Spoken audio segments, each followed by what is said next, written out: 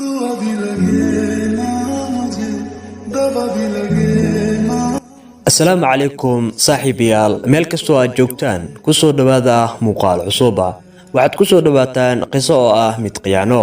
qisadan waxa qoray nin yiraahdo Marcos isagoo yiri raggu waxay guursadaan dumar oo ah mid ay jecel yihiin guurkoodana wuxuu noqdaa mid lagu nagaado laakiin gabadha aad guursatay ma tahay mid si xad dhaaf u jecel hadii ay haa tahay waxa noqotay mid guul weyn gaaray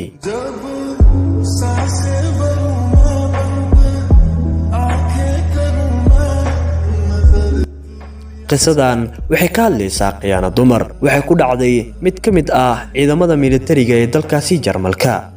ninka qisadan ku dhacday waxa lagu magacaabaa Lucas wuxuuna ku dhashay magaalada Munich ee gudaha dalkaasi Jarmalka gabadhuna waxay degneed meel u dhow isaga xaafadiisa waxay isbarteen Lily oo ahayd gabadha uu jeclaaday isagoo yiri waxay ahayd gabadhii ugu horeysay aan bartay dhab ahaantii waxaan ka helay quruxdeeda oo ah mid aad ii soo jeedatay runtii barashadeena aad ayaan ugu farxay